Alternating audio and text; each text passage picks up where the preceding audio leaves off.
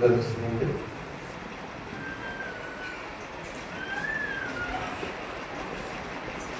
చివరి గీతంలో నుండి వార్షిక 188, 186, 188, 186. మొదటి చరణము 4వ చరణం. మొదటి చరణము 4వ చరణం. 4వ చరణము లేచి పాడదాము. మొదటి చరణము పాడిన తర్వాత 4వ చరణము లేచి పాడదాము. జయశీలుడా ప్రభువా, జయ గీతములు పాడెదము. జయశీలుడా ప్రభువా, జయ గీతములు పాడెదము.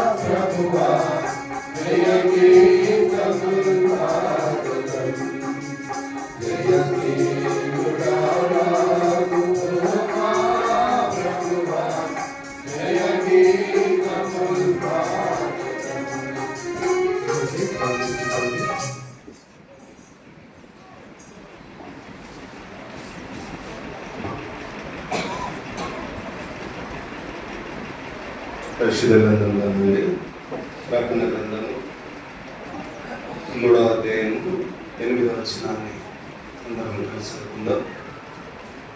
ప్రకటన గ్రంథము 3వ అధ్యాయము 8వ వచనాన్ని అందరం కలిసి చదువుకుందాం. చదవండి. నీ క్రియల నుండి నెరుగుదును, నీకున్న శక్తి కొంచెమైనను, నేను నా వాక్యమును గైకొని నా నామమును ఎరుగను లేదు. ఇదిగో తలుపు మీద తీసించున్నాను, దాన్ని ఎవడును వేయలేరడు. 12వ వచనం చదువుకుందామండి. 12వ వచనం. జయించు వారిని నా దేవుని ఆలయంలో ఒక స్తంభముగా చేసేదను, అందులో నుండి వాటికి మీద ఎన్నటికీ వెలుపలికిపోడు. మరి నా దేవుని పేరును పరలోకంలో నా దేవుని యొద్ద నుండి దిగివచ్చుచున్న నూతనమైన యెరూషలేమును నా దేవుని పట్టణపు పేరును, నా కొత్త పేరును దాని మీద రాసి వ్యవసాయం ప్రక్రియ చిన్న ప్రార్థన చేస్తున్నారు.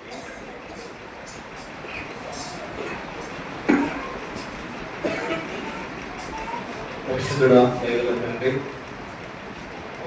ప్రభావి స్వరూపంలో చెల్లిస్తున్నాను. తమకు ఆరాధనలో సహాయం తండ్రి, ఆరాధనను ఆరాధనను ప్రభావ మీరు ఆస్వాదించడం వేస్తున్నాను. దేవా నిజంగా ఐగుప్తులో ఉన్నటువంటి ఇశ్రాయేలును నడిపించడానికి గొర్రెపిల్ల యొక్క రక్తంలో విడుదల వచ్చాడు. దేవా, గొర్రెపిల్ల సింహాసనాసమైన దేవునికి గొర్రెపిల్లకు మా రక్షణకై స్తోత్రమని గొప్ప శబ్దంతో ఆరాధించు వారి యొక్క అసలు ముద్రను వేసి మా తండ్రి ఈజ్కేలు గ్రంథంలో రాయబడిన ప్రకారంగా తండ్రి వారి యొక్క నాలాటములకు గుర్తుగా వేస్తూ వచ్చారు.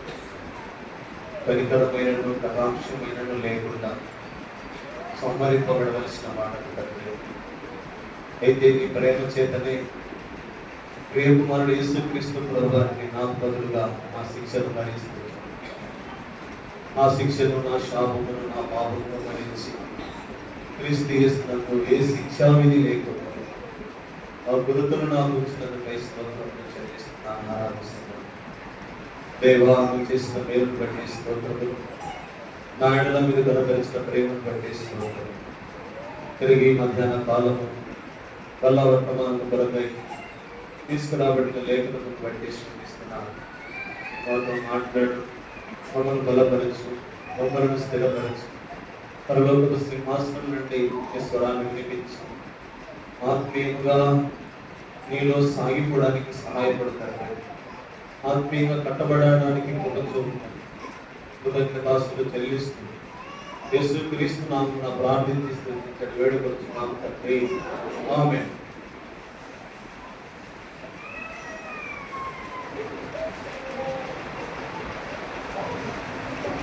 ప్రియమైన దేవుని ప్రజలారా, చదవబడినటువంటి లేఖన భాగముందు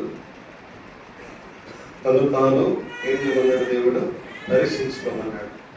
పరీక్షించుకొని ఆ బల్లాలోనిది ఆ యొక్క శరీరమును, ఆ రక్తమును పాల్పొందక మునుపు తను తాను పరీక్షించుకోవాలన్నాడు దేవుడు.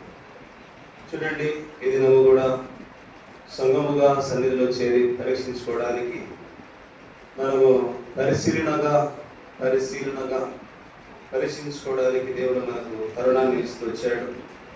కనుక ఫిలదెల్ఫియాలో ఉన్నటువంటి సంఘముతో మాట్లాడినటువంటి మాట చూడండి, మీద వచ్చినాన్ని, నేను నీ క్రియలను ఎరుగుదును, నీకున్న శక్తి కొంచెమైనను, నీవు నా వాక్యమును గైకొని నా నామమును ఎరగనలేదు. ఇదిగో తలుపు నీ ఎదుట తీసించున్నాను, దానిని ఎవడను వేయలేడు. 12వ వచనం కూడా మనం గమనిస్తే, జయించు వారిని ఆ దేవుని ఆలయంలో ఒక స్తంభముగా చేసేదను, అందులో నుండి వాడికి మీద ఎన్నటికీ వెలుపలికి పోడు. నా దేవుని పేరును, పరలోకములో నా దేవుని యొద్ద నుండి దిగి వచ్చుచున్న నూతనమైన యెరూషలేమును, నా దేవుని పట్టణపు పేరును, నా క్రొత్త పేరును వారి మీద రాసేదను. ఎవరి మీద రాస్తాను? ఆ పేరు చెప్పండి. జయించు వారి మీద. జయించు వారిని నా దేవుని ఆలయంలో ఎలా వస్తానన్నాడండి? ఒక స్తంభముగా వస్తానన్నాడు. ఒక స్తంభం ఎలా ఉంటుంది చెప్పండి? భారాన్ని భరిస్తుంది స్తంభము, నిలిచి ఉంటుంది స్తంభం. అందుకేమన్నాడు? అతడు వెలుపలికి పోకనే మాట ఉంది. ఇక మీదట ఎన్నటికీ వెలుపలికి పోడు, అందులో నుండి వాడు అన్నాడు. అందులో నుండి అంటే ఒక స్తంభముగా చేశాను, ఇక వెలుపలికి పోడు అంటాడు దేవుడు. వెలుపలికి పోడు. స్తంభము స్థిరంగా ఉంటుంది, స్తంభము బలంగా ఉంటుంది, స్తంభము భారాన్ని భరిస్తుంది. కాబట్టి దేవుని యొక్క ఆలయంలో ఎట్లుండాలంట? ఒక స్తంభముగా ఉండాలి. ప్రియమైన వల్ల నోటి ద్వారా, మాటల ద్వారా ప్రభుని మనం ఆరాధిస్తాం. అయితే వీటికంటే కూడా అంటే అనేక విధాలుగా ప్రభుని ఆరాధించే విధానం ఉంది. నోటి ద్వారా, అలాగే మరి వాక్యము ద్వారా ప్రభుని ఆరాధిస్తాం. అయితే మన క్రియల ద్వారా కూడా ప్రభుని చెప్పండి ఆరాధించవచ్చు. మన క్రియల ద్వారా కూడా ప్రభుని ఆరాధించవచ్చు. ఎలాగుంటే ఆరాధిస్తాం చెప్పండి? ఒక స్తంభము లాగా ఉంది. ఎలా చెప్పండి? ఒక స్తంభము లాగా ఉంటే మనం ఆరాధించగలుగుతాం. ప్రియమైన వల్ల చూడండి, ఎప్పుడు మనము బయటకు వెళ్ళకూడదండి. ఒక్కసారి మన పాదాలు మందిరంలోకి వస్తే ఇక ఇక ఏదో అవసరత అక్కర అంటే తప్ప ఇక మరలా అయిపోయేంత వరకు ముగింపు వరకు మన పాదాలు బయటికి ఇది మనం నేర్చుకుంటే చాలు. మనం ఆరాధన మరి మైకులో అది చేయొచ్చు, మంచిదే, దానికంటే కూడా చాలా ప్రాముఖ్యమైంది ఇది. మనం ఎప్పుడైనా స్థిరంగా ఉండాలి. సినిమాకి వెళ్తాం అనుకోండి, గతంలో పాపపు జీవితంలో ఉన్నప్పుడు మధ్యలో ఎప్పుడైనా లేచిపోయేది ఉన్నాయి దాంట్లో చెప్పండి. లేస్తే ఇంటర్వ్యూల్ అప్పుడన్నా పోవాలి, లేకపోతే ముగింపులోనే పోవాలి. మధ్యలో ఎవరు లేస్తారా చెప్పండి? లేస్తారా? మధ్యలో ఎవరు పోతారా బయటికి? అమ్మో, పక్కవాడు పిలిచినా కానీ పలకరు. అక్కడే వెండి తెర మీద చూస్తట్లే చూస్తుంటారు. చూస్తూ నోరు ఓపెన్ అవుతారు. అర్థమవుతుంది అంటే లీనమైపోతాడు. అక్కడ ఏదో ఒక పాత్రలో లీనమైపోతాడు. లీనమైపోయి నోరు ఓపెన్ అవుతాడు, కళ్ళు అప్పగించి చూస్తుంటాడు కదా. ఎంత ఇంట్రెస్ట్ చూడండి. అర్థమవుతుందా? దేవుని సన్నిధిలో మనం ఎక్కడ లీనమైపోతున్నాం? దేవుని వాక్యం ఏం చెప్తుంది? మనం ఎలా జీవిస్తున్నాం? సంఘ ప్రార్థనలో బయటికి వెళ్తావు, బైబిల్ స్టడీలో వెళ్తావు, ఆరాధనలో వెళ్తావు. ఏంటిది? అర్థమవుతుందా? ఒక భక్తుడు అన్నాడు, ఒక దైవజనుడు అన్నాడు, వారం 6 దినాలు నోటితో అనేక రకాలుగా మాట్లాడి, కళ్ళతో అనేకమైనవి చూసి కళ్ళతో చూసి, నోటితో మాట్లాడి అనేకమైన రీతిలో వచ్చి మళ్ళా ప్రభు యొక్క సన్నిధిలో దేవా నీవే నా ప్రాణము, నీవే నా సర్వం అంటే అది దేవదూషణ అవుతుంది, ఆరాధన కాదు అన్నాడు. ఏమన్నా చెప్పండి? దేవదూషణ అవుతుంది అది. కాబట్టి ప్రభుని మనం అట్లా చేయకూడదండి. ప్రభుని ఎప్పుడు కూడా హృదయపూర్వకంగా ఆయన సన్నిధిలో అలాగే నిలిచి ఉండాలి. ప్రభు యొక్క సన్నిధిలో వెలుపలికి పోకుండా ఒక స్తంభము వలె, దేవుని యొక్క ఆలయంలో ఒక స్తంభము వలె ఎక్కడనే నిలిచి ఉండాలి. అర్థమవుతుందా? ప్రతి చిన్న వాటికి బయటకి ఆరాధన జరుగుతూ ఉంటుంది. ఆమెను కూడా అన్నారు. అర్థమవుతుంది? ఇంకోటి చెప్పండి, ఆమెను కూడా అంటున్నారు. చెప్పండి, ఆమెను అనాలి. ప్రతి వారు ఎవరు చేసినా కూడా ఆరాధన అయిపోయేంత వరకు ఆమెను అనాలి. ఇది మన క్రియల ద్వారా దేవుణ్ణి ఆరాధించుట.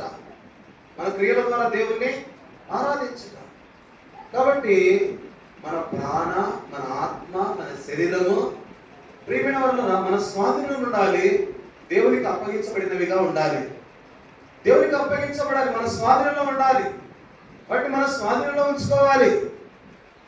అప్పుడే మనం స్థిరముగా దేవుని యొక్క వాక్యం కొరకై సిద్ధపరచబడతాం. చూడండి ఏం రాబెడితే వచ్చింది అక్కడ చదవండి. దేవుని యొక్క వాక్యంలో ప్రియమైన వల్ల ఆరాధన సమయంలో ఎరుడాలంటే దైవికమైనటువంటి సమయం. అది జీవముల దేవుడు ఆరాధనను ఆగ్రహిస్తున్నటువంటి సమయంలో ఎలా ఉండాలి? ఎంత ఆత్మీయత, ఎంత పరిశుద్ధత, మన క్రియలు ఎలా ఉండాలి? కనుక ప్రియమైన వల్ల ఆ మందిరంలో ఉన్నారా లేదా అన్నట్టుగా అలాంటి పరిస్థితి, అలాంటి వాతావరణాన్ని మనము కలిగి ఉన్న వారంగా ఉండాలి. ప్రియమైన వల్ల ఆరాధనలో అలా మనము చేయకూడదండి. గుర్తుపెట్టుకోండి, దేవుని మందిరానికి ఒకసారి మన పాదములు లోనికి వస్తే ఇక ఏదో పెద్ద ఇక ఖచ్చితము అంటే తప్ప అది దేవుడు ఎరుగు, వేరే విషయాలు పెట్టుకోలేము. అందుకే మొబైల్ వస్తాను ఏం చేయాలి చెప్పండి? మొబైల్ చెప్పండి సైలెన్స్లో పెట్టలేదు, స్విచ్ ఆఫ్ పెట్టలేదు. ఎప్పుడు మొబైల్. అర్థమవుతుందా? కాబట్టి గుర్తుపెట్టుకోండి ప్రేమినాల ప్రభుని మన క్రియల ద్వారా కూడా ఆరాధించడం నేర్చుకోవాలి. చూడండి దేవుని వాక్యంలో చదవండి. ఇప్పుడు జయించువాడు 12వ వచనం, జయించు వారిని నా దేవుని ఆలయంలో ఒక స్తంభముగా చేసేదను అంటాడు. కనుక ప్రేమిన వల్ల జయించాలి. మన ఆలోచనను జయించాలి, మన తలంపులను జయించాలి, మన అలవాటును జయించాలి. ఇది ఒక అలవాటే. అలవాటు నిజంగా చెప్పండి, జయించాలి. ఒకసారి పరీక్షించుకోవాలి. నిజమే కదా, ఎప్పుడు ఆరాధన వచ్చినా నేను బయటికి వెళ్తున్నానే, ఎందుకు వెళ్తున్నాను? ఆరాధన సమయంలో వెళ్తున్నాను. అర్థమవుతుందా? కాబట్టి ఆ అలవాటు, ఆ దురలవాటును జయించాలి. దేవునికి విరోధమైనటువంటి ఆలోచనను జయించాలి. జయించువాడు ఏం చెప్తున్నాడు? నా దేవుని యొక్క ఆలయంలో ఒక స్తంభముగా చేసేదను. ఒక స్తంభముగా. అప్పుడు నువ్వు భరిస్తావు. ప్రభు కొరకైన భారమును భరిస్తావు. ప్రభు కొరకైనటువంటి భారమును భరించేవాడుగా ఉంటావు. చూడండి, దేవుని వాక్యంలో ఒక మాట చూడండి. దేవుడు అంటాడు యోహాను సువార్త 16:33 యోహాను సువార్త 16:33 కాబట్టి దేవుని ప్రజలనబడిన వారు, ఆ ముద్రను కలిగిన వారు ప్రియమైన ఎవరంటే జయ జీవితం కలిగిన వారు. జయ జీవితమును కలిగిన వారు. 16:33 ఒక మాట యోహాను సువార్త 16:33 నా యందు మీకు సమాధానము కలుగునట్లు దేవుడు చెప్తున్నాడు. నా యందు మీకు సమాధానము కలుగునట్లు ఈ మాటలు మీతో చెప్పుచున్నాను. ఈ మాటలు దేవుని మాటలు. మీరు సమాధానం మీకు కలగాలి కాబట్టి ఈ మాటలు చెప్తున్నాను. ఏమంట? లోకములో మీకు శ్రమ కలుగును, ఆయనను ధైర్యం తెచ్చుకుని నేను లోకమును జయించి ఉన్నాను. నేను ఏమంటున్నాడు దేవుడు? నేను లోకమును జయించి ఉన్నాను. కాబట్టి లోకమును జయించినాడు ఆయన. లోకములో ఉన్న శోధన జయించినాడు. లోకములో ఉన్నటువంటి అన్నింటినీ జయించినాడు ఆయన. కాబట్టి ధైర్యం తెచ్చుకోవాలి. ధైర్యం తెచ్చుకోమంటున్నాడు దేవుడు. నేను లోకాన్ని జయించాను. మనం కూడా ఏం జయించమంటున్నాడు చెప్పండి? లోకంలో జయించలేక ఓడిపోమని చెప్పలే. లోకంలో జయించలేక ఓటమి చెంది లోకంలో కలిసిపోమని చెప్పలే దేవుడు. కనుక లోకాన్ని జయించు. నేను జయించా లోకాన్ని. నేను లోకమును జయించా. లోకంలో ఉన్న వాటిని జయించా. శరీరాశ, నేత్రాశ, జీవపు డమ్మమును నేను జయించా. కాబట్టి ఆయన జయించాడు. నువ్వు దేవుడు కాబట్టి జయించావయ్యా, నా వల్ల అవుతుందా అనే ప్రశ్న రావచ్చు. నువ్వు దేవుడు కాబట్టి. అందుకే ఆ మాట అంటారు, ఆయన మానవ రూపంతో లోకానికి వచ్చాడు. శరీరాన్ని ధరించుకుని వచ్చాడు. ఆయనకు కన్నీరు వస్తుంది, ఆయనకు బాధ ఉంది, ఆయనకు రక్తం ఉంది, ఆయనకు రక్త మాంసములు ఉన్నాయి. కాబట్టి ప్రియమైన ఆయన మనిషి కుమారుడుగా వచ్చాడు. ఆయన మనిషి కుమారుడుగా వచ్చాడు. రక్త మాంసములు ధరించిన వాడుగా వచ్చాడు. అందుకే ఆయన శరీరంతోనే లోకాన్ని జయించినాడు. కనుక శరీరంతో మనం కూడా ఏం చేయించాలి చెప్పండి? లోకాన్ని జయించాలి. లోకంలో ఉన్న వాటిని జయించాలి. చూడండి, దేవుని వాక్యంలో మనం గమనించినప్పుడు ఎప్పుడైతే లోకాన్ని జయిస్తామో ప్రియమైన వనరా ఆయన ఆలయంలో ఒక స్తంభముగా నిలిచి ఉంటాం. చూడండి ఒక మాట, రోమిలికి రాసిన పత్రిక 8:37 రోమా 8:37 ఆయనను వీటన్నిటిలో అత్యధికమైన విషయము చూసారా జయించుతున్నాం దేవుని ద్వారా. ఆయనను మనలను ప్రేమించిన వారి ద్వారా. ఎవరి ద్వారా జయించాలి చెప్పండి? యేసు ద్వారా, ప్రభు ద్వారా, రక్షకుని ద్వారా జయించాలి. ఆయనను మనను ప్రేమించిన వారి ద్వారా.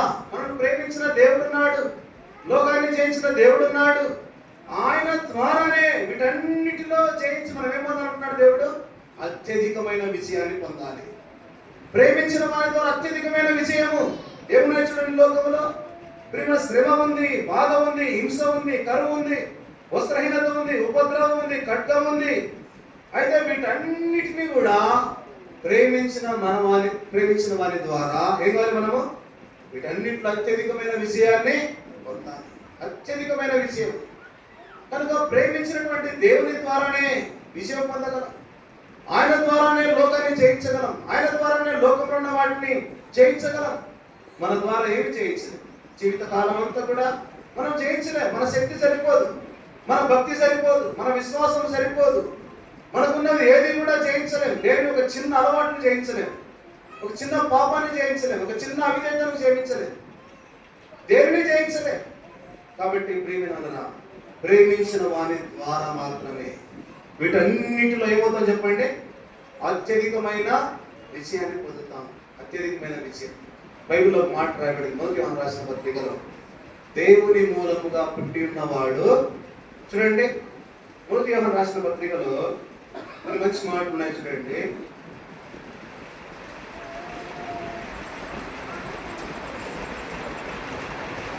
మొదటి యోహాను 5:18 దేవుని మూలముగా పుట్టి ఉన్నవాడు ఎవడును పాపము చేయడని ఎరుగుదుము. చూసారండి, ఇదే మారు మనసు అంటే.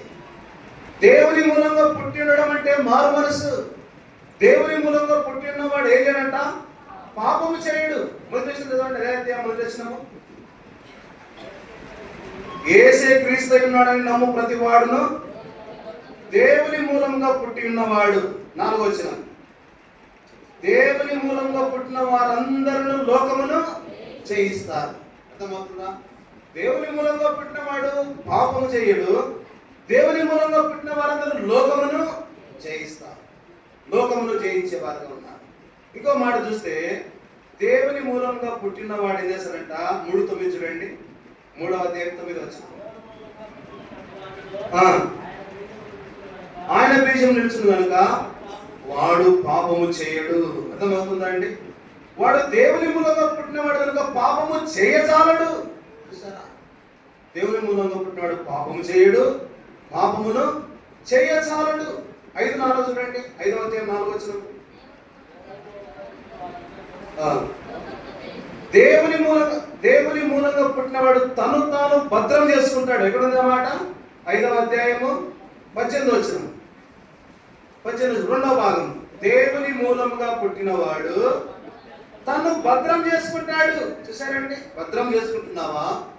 నిన్ను నీవు భద్రం చేసుకుంటున్నావా? జయిస్తున్నావా లోకాన్ని? లోకంలో ఉన్న వాటిని జయిస్తున్నావా? చూడండి, దేవుని మూలంగా పుట్టినవాడు తను భద్రం చేసుకున్నాడు కనుక దుష్టుడు వాడిని ముట్టాడు. దుష్టుడు ముట్టలేడు. దుష్టుడు ఎంత మాత్రము శోధించలేడు. దుష్టుడు ఎంత మాత్రము చెరపలేడు. దుష్టుడు ఎంత మాత్రము శోధించలేడు, కలవరపెట్టలేడు. ఎందుకంటే దేవుని మూలంగా పుట్టినవాడు తను తానే ఏం చేసుకుంటున్నాడు చెప్పండి? భద్రం చేసుకుంటున్నాడు. ఇది దేవుని ఆలయం. ఇది దేవుని యొక్క ఆలయం. ఇది దేవుని యొక్క దేహము. ఇది దేవుని యొక్క ఆత్మ. ఇది దేవుని యొక్క సన్నిధి. ఇది దేవుని కొరకై ఏర్పరచుకున్నటువంటి మంటి ఘటములో మహిమైశ్వర్యంతో నింపబడిన వాడను. అనగా తను తాను భద్రం చేసుకుంటున్నాడు. ప్రతి నిమిషము, ప్రతి గడియ, ప్రతి నిమిషము తను తాను భద్రం చేసుకున్నవాడే పాపం చేయడు, పాపము చేయజాలడు. దుష్టుడు వాడిని ముట్టాడు.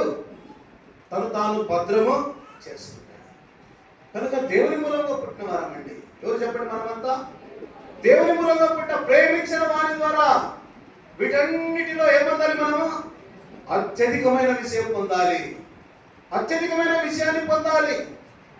చూడండి, దేవుని వాక్యంలో మనం గమనిస్తే ఇంకో మాట చూడండి. 1 యోహాను రాసిన పత్రిక 4వ అధ్యాయం 4వ వచనం. చిన్నపిల్లలారా ఏముంది? మీరు దేవుని సంబంధులు, మీలో ఉన్నవాడు మీరు వారిని జయించున్నారు. మీరు వారిని జయించున్నారు. ఎవరంట? మనము. ఏం చెప్తున్నాడు చదవండి. మనం ఎవరమంట? దేవుని సంబంధులము. మనము దేవుని సంబంధులము. దేవుని మూలంగా పుట్టిన వారము. పాపము చేయచాలని వారము. అందుకే ఉన్నాడంటే మీరు దేవుని సంబంధులు కనుక మీరు వారిని జయించారు. ఎవరిని? ప్రియమైన లోకంలో ఉన్న వారిని, శరీర సంబంధులను, లోక సంబంధులను మీరు వారిని జయించున్నారు. లోకంలో ఉన్న వారిని జయించాలి. లోకంలో ఉన్నటువంటి దేవుని ఎరగని వారిని, శరీరంలో జీవించే వారిని జయించిన వారము. అర్థమవుతా? ఆయన ఏమన్నాడు? ప్రేమించిన వారి ద్వారా వీటన్నిటిలో మనం అత్యధికమైన విషయమును పొందుతున్నామంటే ముందుగా లోకంలో ఉన్న వారిని జయించాలి. లేకపోతే ఏం చేస్తారు వాళ్ళు చెప్పండి? మనం లోకంలో ఉన్న వారిని జయించలేకపోతే లోకం మనల్ని ఏం చేస్తుంది? లోకం మనల్ని జయిస్తుంది. లోకం మనల్ని పరిపాలిస్తుంది. లోకం మన ప్రభుత్వం కిందకి వెళ్ళిపోతాం. లోకం అనే ప్రభుత్వం కిందకి వెళ్ళిపోతాం. సాతాను యొక్క ఏలుబడి కిందకి వెళ్ళిపోతాం. సాతాను యొక్క అధికారం కిందకి వెళ్ళిపోతాం. అందుకే ప్రేమిన వలన లోకములో ఉన్న వారిని జయించాలి. పాపాన్ని జయించాలి, అలవాటును జయించాలి, క్రియలను జయించాలి, దుష్టుని జయించాలి. దుష్టుని ఎవరు జయిస్తారు చెప్పండి? ఎవరి గురించి రాబట్టిందన్నమాట? దేవుని వాక్యం మీ యందు ఉన్నది, మీరు దుష్టుని జయించినారు. ఎవరి గురించి చెప్పండి మాట? చెప్పండి, ఒకరు చెప్పండి. యవనస్తుల గురించి చదవండి అన్నమాట. చూడండి, యవనస్తుల గురించి చదవండి. తీసుకుని చదవండి. రెఫరెన్స్ చెప్పబడదు, తీసుకుని చదవండి. ఎవరు చదువుతారో చూడాలి. చదవండి. చూశారా? తల ప్రాణం తోపల్సింది కేసండి కదా. చదవండి. 1 యోహాను 2వ అధ్యాయము 14వ వచనం. రెండో భాగం చూడండి. యవనస్తులారా, ఎవరని చెప్తున్నారంటే యవనస్తులారా మీరు బలవంతులు. ఏమంటాడంటే మీరు బలవంతులు. దేవుడు చెప్తున్న మాట అండి, దేవుని వాక్యం అంటుంది మీరు బలవంతులు అని. కనుక బలవంతులుగా ఉండాలి, బలమైన వారుగా ఉండాలి, బలమైన కార్యములు చేయాలి. యవనస్తులారా మీరు బలవంతులు, దేవుని వాక్యం మీ యందు నిలుచుచున్నది. దేవుని వాక్యం నిలుచుచున్నది. కనుక యవన కాలం ముందు దేవుని వాక్యం నిలిచినప్పుడు, యవన కాలం ముందు దేవుని కాడి కిందికి వచ్చినప్పుడు నీ ద్వారా జరిగే కార్యములు బ్రహ్మాండమైనవిగా ఉంటాయి. నీ ద్వారా జరిగే కార్యములు అంటాడు. ఆయన అంటాడు కీర్తనకారుడు, నా దేవుని సహాయం వలన నేను ఏ కార్యములు? శూర కార్యములు చేస్తానంటాడు. శూర కార్యములు, నా దేవుని సహాయం వలన నేను శూర కార్యములు చేస్తానంటాడు. ఏమైనా ఏ కార్యములు చేస్తున్నా? ఎవరి కార్యములు చేస్తున్నా? ఎలా బలవంతుడుగా ఉన్నావు యవనస్తుడుగా లోకములో? ప్రియమైన వాళ్ళరా, ఈ మధ్యాహ్నం కాలం చూడండి, యవనస్తులారా మీరు బలవంతులు, దేవుని వాక్యం ఎందున్నది, మీరు దుష్టుని జయించున్నారు కనుక మీకు రాయించున్నారు. దుష్టుని జయించిన కాబట్టి దుష్టుని జయించాలండి. లోకంలో అపవాదిని జయించాలి, లోకాన్ని జయించాలి, లోకం నుండి క్రియలను జయించాలి, లోకానుసారమైన శరీరంతో జీవించే వారిని జయించాలి. ప్రేమించిన వారి ద్వారా వీటన్నింటిలో అత్యధికమైన విజయమును పొందాలి. ఎప్పుడైతే జయిస్తామో, ఎక్కడుంటాం మనము? జయించిన వారు ఉండే స్థలం ఎక్కడ చెప్పండి? జయించిన వారిని స్థలం ఎక్కడ? ఎక్కడుంటారు జయించిన వారు? ఆయన ఆలయంలో ఒక స్తంభముగా ఉంచుతా అంటాడు దేవుడు. జయించిన వారిని ఆయన ఆలయం ఎక్కడ ఉంచుతాడు చెప్పండి? ఒక స్తంభముగా ఉంచుతాడు. కాబట్టి జయ జీవితం మనలో ఉండాలి, జయించేవారుగా ఉండాలి. ప్రేమ వలన చూడండి, దేవుని వాక్యంలో మనం గమనిస్తే ప్రకటన గ్రంథము 12వ అధ్యాయం 11వ వచనం. ప్రకటన 12వ అధ్యాయము 11వ వచనం. సాక్ష్యములు బట్టి ఏమంట? ఏం రాబడింది అక్కడ?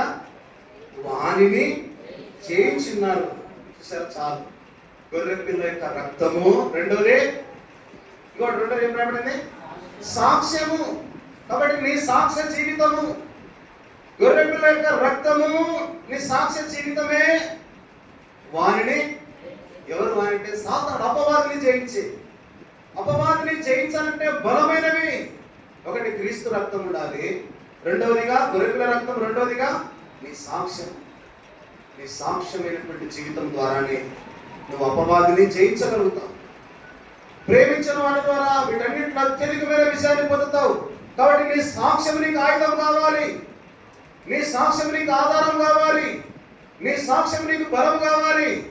సాక్ష్యమే లేకపోతే ఏం చేయలేవు చెప్పండి? సాక్ష్యమే లేకపోతే ప్రభు కొరకు ఏం చేయలేవు. ఒక మంచి సాక్ష్యం లేకపోతే ప్రభు కొరకు నిలిచుండలేవు, జయ జీవితం ఉండదు. కాబట్టి మన జీవితంలో బ్రతికినంత వరకు భూమి మీద ఒక మంచి సాక్ష్యమును సంపాదించుకోవాలి. ఏ సంపాదించి చెప్పండి?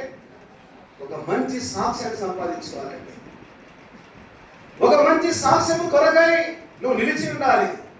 ఒక మంచి సాక్ష్యమును ఎలా సంపాదించుకోవాలి? నీవు భద్రం చేసుకుంటే ఆ సాక్ష్యం వస్తుంది.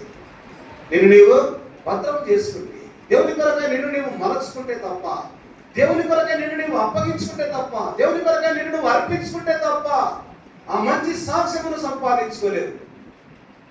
కాబట్టి మధ్యాహ్న కాలము ప్రియ సహోదరి సహోదరుడా, ఒక మంచి సాక్ష్యం అయితేనే దుష్టుని జయించగలుగుతాం, లోకాన్ని జయించగలుగుతాం. ఉందా సాక్ష్యము? అర్థమవుతుంది చెప్పండి?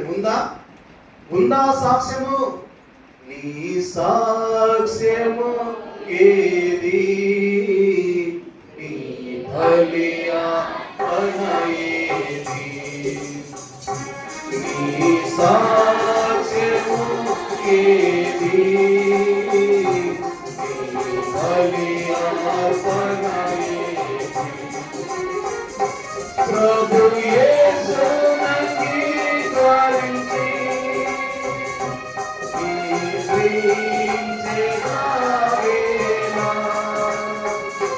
ప్రభు యేసు అంగీకరించి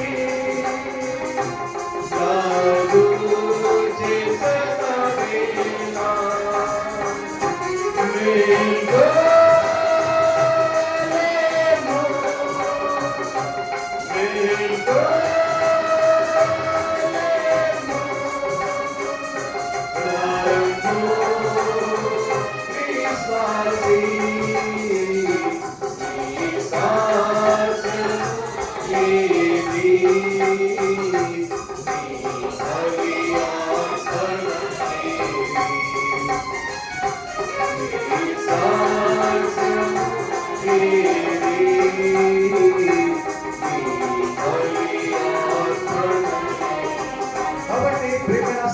సహోదరుడా, నువ్వు మేలుకోంటున్నాడు దేవుడు. నువ్వు మేలుకొని లేమో. నీ సాక్ష్యమేది? నీ ఇంటిలో నీ సాక్ష్యమేది? బయట నీ సాక్ష్యమేది? సంఘంలో నీ సాక్ష్యమేది? దేవుని ఎదుట నీ సాక్ష్యమేది? కాబట్టి నీ సాక్ష్యం ఎలా ఉంది? గొర్రెపిల్ల రక్తము చేతను, రెండోదిగా సాక్ష్యం, మంచి సాక్ష్యం చేతను వారిని జయించాలి. కాబట్టి సాతాను జయించాలంటే ఇవి లేకపోతే కష్టం. మంచి సాక్ష్యం ఉండి క్రీస్తు లేకపోతే జయించలేవు. ప్రభువైన యేసుక్రీస్తు వారిని సాక్ష్యం లేకపోతే జయించలేవు. రెండు ఉండాలి. అర్థమవుతుందా? రెండు ఉన్నప్పుడే ప్రియమైన నువ్వు లోకంలో ఉన్న లోకాధికారిని, అపవాదిని జయించలేవు. కాబట్టి జయించాలి. ప్రియమైన వలన మంచి సాక్ష్యం ద్వారా నువ్వు జయించాలి. ఒక సహోదరి గురించి చూడండి. ప్రియమైన వలన యవ్వన కాలంలో ఉన్నప్పుడు వారు వివాహం చేసుకున్నారు. ఏ వివాహం చెప్పండి? రెండు రకాలైన వివాహాలు. ఏ వివాహము? Arrange marriage. ఈ రెండోది చేసుకున్నారు. ఏం చేసుకున్నారంటే రెండో మ్యారేజ్. అంటే వారు ఇష్టపడి పెళ్లి చేసుకున్నారు. కాబట్టి ఎట్లుండాలి? సంతోషంగా ఉండాలి. కానీ మ్యారేజ్ అయిన తర్వాత నుంచి ఏమైంది? ఆ ఇష్టం ఏమైపోయింది? కష్టంగా మారిపోయింది. ఇష్టం కాస్త ఏమైపోయింది? కష్టంగా మారిపోయింది. ప్రియమైన వల్ల ఎట్లా అన్ని తారుమారు అయిపోతాయి. అప్పుడు పరిస్థితులు ఉండవు. అప్పుడుండే పరిస్థితులు ఉండవు. అప్పుడు అంతా పొగుడుపడాలి ఉంటాయి. ఒకరినొకరు పొగుడుపడం ఏంటారు. తర్వాత ఒకరినొకరు తిట్టుకోవడం ఏంటారు. తర్వాత ఆ ఇష్టం ఏమైతుంది? కష్టంగా మారినప్పుడు మొదట పరమగీతం ఉంటుంది. తర్వాత రెండోసారి విలాప వాక్యాలు. మొదట ఎట్లుంటుంది చెప్పండి? పరమగీతము. అర్థమవుతుందా? పరమగీతంలో అన్ని ఇక హృదయం సంబంధించిన మాటలు జరుగుతాయి. విలాప వాక్యం అంతా అర్థమవుతుంది. అటైపోయింది. ఇలాంటి స్థితి ఉన్నప్పుడు ఇక వాళ్ళ పరిస్థితి చాలా ఎక్కువైపోయింది. తారాస్థాయి చేరిపోయింది. అంటే ఒకరినొకరు భయంకరంగా ద్వేషించుకోవడం, అసహించుకోవడం అనగా ఇక పూర్తి స్థాయిలో కింది. అయితే ఇంత జరుగుతున్నా కూడా ఆ సహోదరి ఎలా ఉందంటే దైవికంగా ఉండొచ్చు.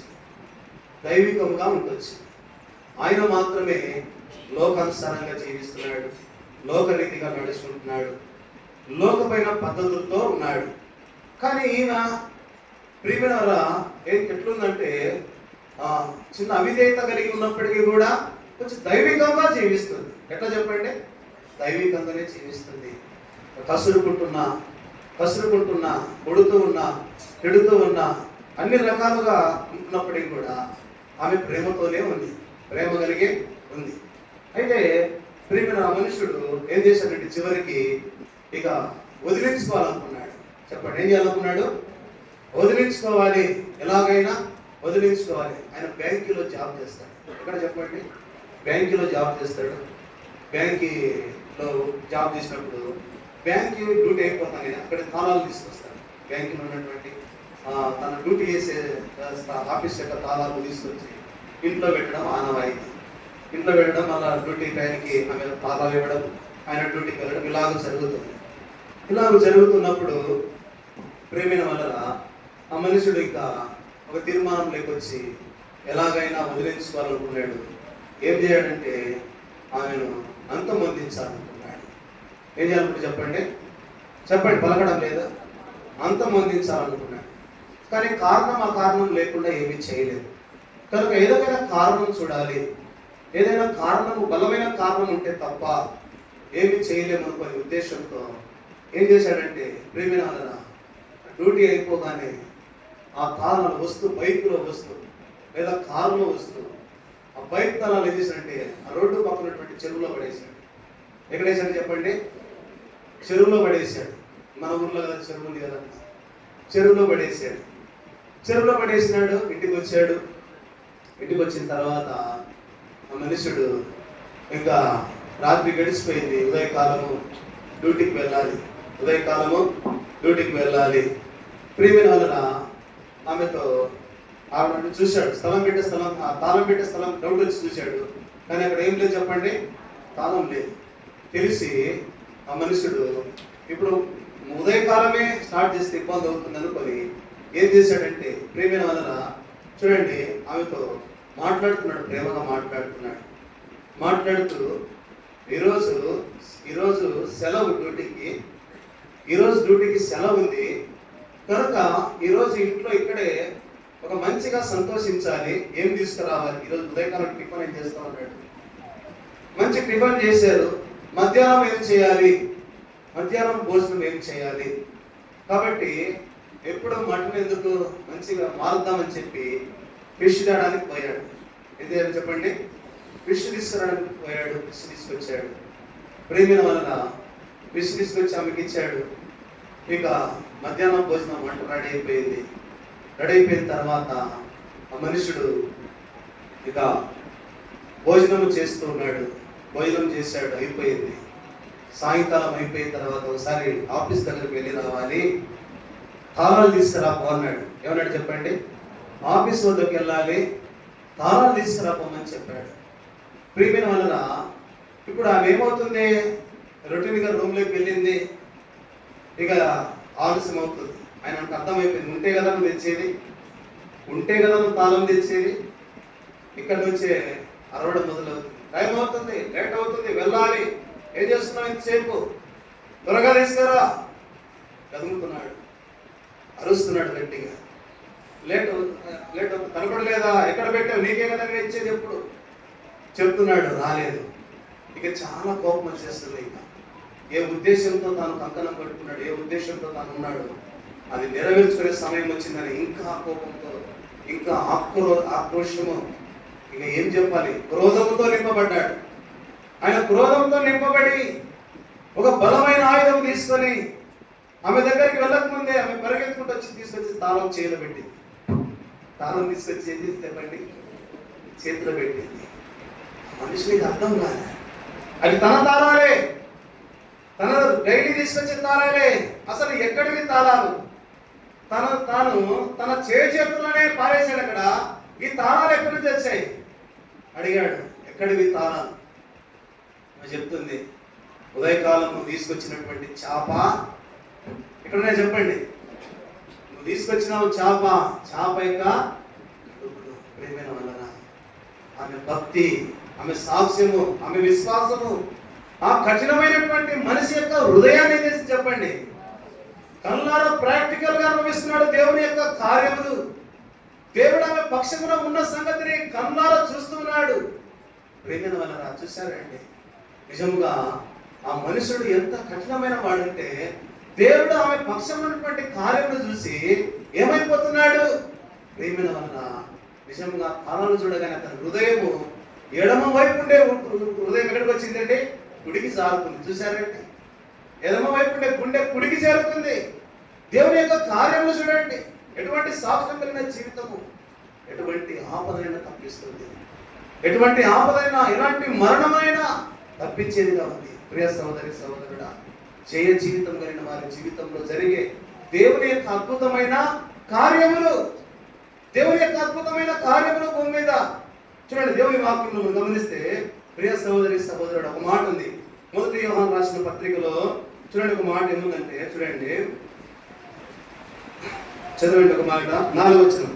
దేవుని మూలంగా పుట్టిన వారందరూ 5:4, దేవుని మూలంగా పుట్టిన వారందరూ లోకమును జయించెదరు, లోకమును జయించిన విజయము మన విశ్వాసమే. చూసారంటే లోకమును జయించిన విజయం ఏంటంట, మన విశ్వాసమే.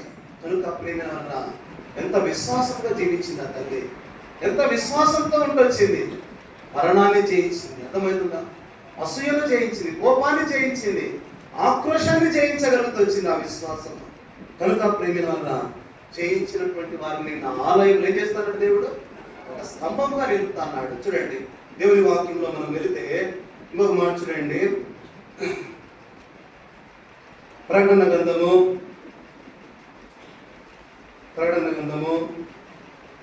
21వ అధ్యాయం 7వ వచనం. ప్రకటన 7:7 మనం చూసుకొచ్చాం కదా. జయించువాడు వీటిని స్వతంత్రించుకొనును, నేను అతనికి దేవుడనైందును, అతడు నాకు కుమారుడై ఉండును. కాబట్టి మొట్టమొదటిగా జయించేవారుగా ఉండాలి. తర్వాత వీటిని స్వతంత్రించుకుంటున్నాడు. వేటిని స్వతంత్రించుకోవాలి? వేటిని స్వతంత్రించుకోబోతున్నాడు? చూడండి, దేవుని వాక్యంలో చూస్తే మత్తయి సువార్త 5వ అధ్యాయము 5వ వచనంలో ఒక మాట చూడండి. మత్తయి సువార్త 5వ అధ్యాయం 5వ వచనంలో.